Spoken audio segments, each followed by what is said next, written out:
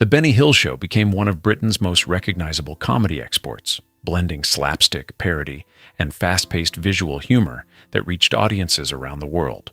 For decades, it entertained millions with its playful sketches, musical interludes, and chaotic chase sequences that became its trademark. Yet behind the laughter, the show also reflected changing cultural attitudes toward comedy and television.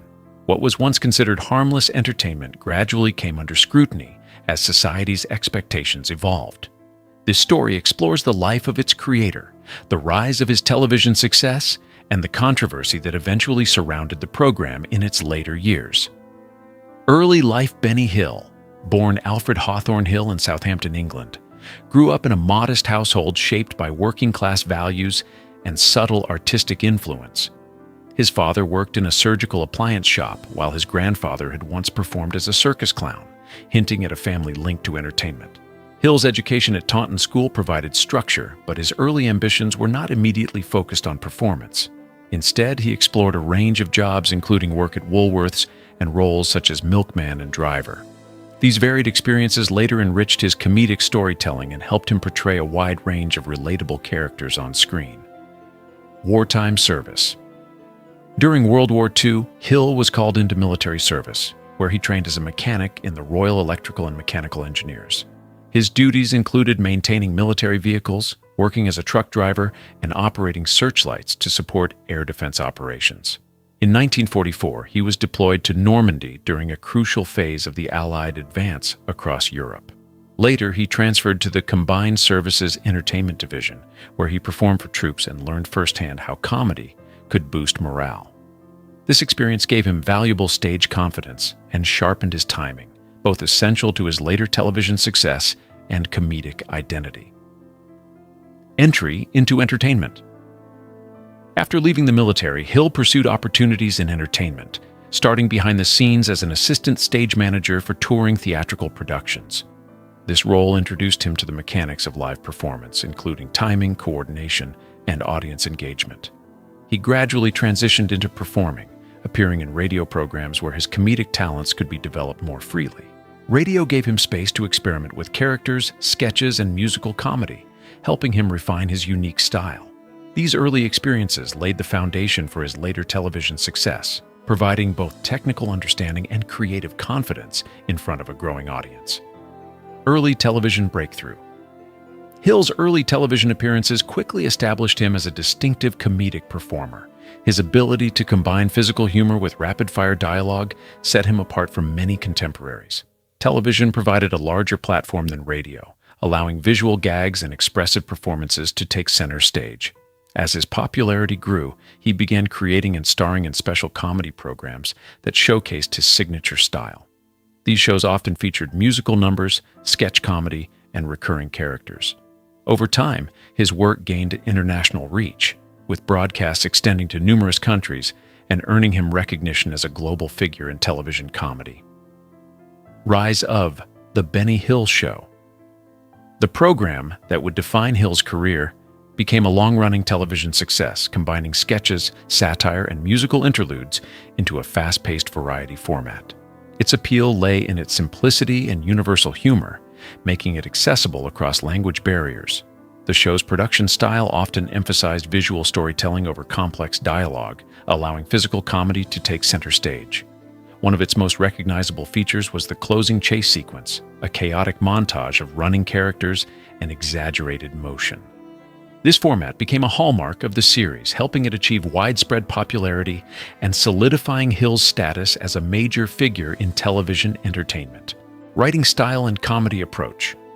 Hill's comedy relied heavily on visual gags, timing, and caricature rather than intricate narrative structures. He frequently portrayed multiple roles within a single sketch, shifting between personas such as authority figures, everyday workers, and exaggerated stereotypes. His humor drew from music hall traditions, combining slapstick with parody and wordplay. The sketches often involved rapid editing and physical exaggeration to heighten comedic effect.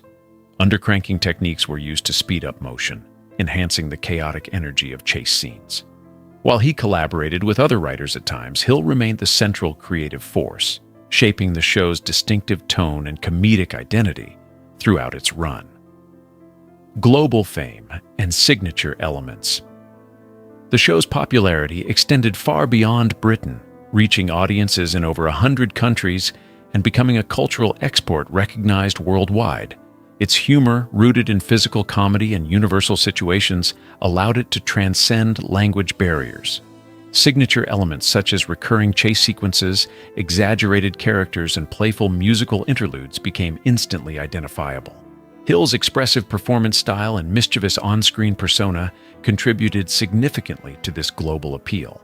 Viewers were drawn to the energetic pacing and visual creativity, making the program one of the most widely distributed comedy series of its era and establishing Hill as an international television personality. Growing criticism and changing times. During the later years of the show, shifting cultural attitudes began to influence how audiences interpreted its humor.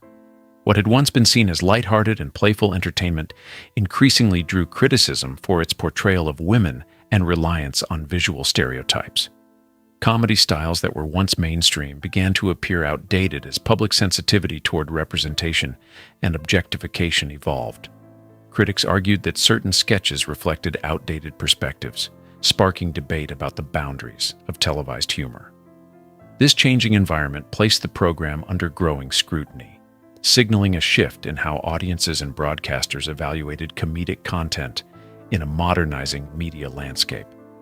Controversy and decline.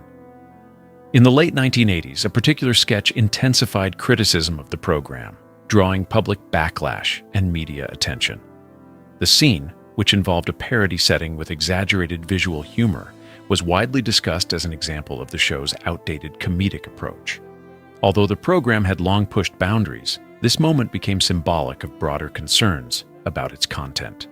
Combined with changing audience expectations and evolving broadcast standards, the controversy contributed to declining support from networks.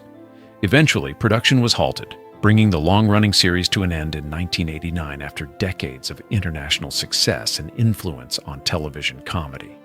Outro, despite its controversial ending, the legacy of the show remains significant in the history of television comedy. It influenced generations of performers and introduced a style of visual humor that reached audiences across the world. While modern perspectives have reevaluated aspects of its content, its impact on sketch comedy and physical performance remains undeniable.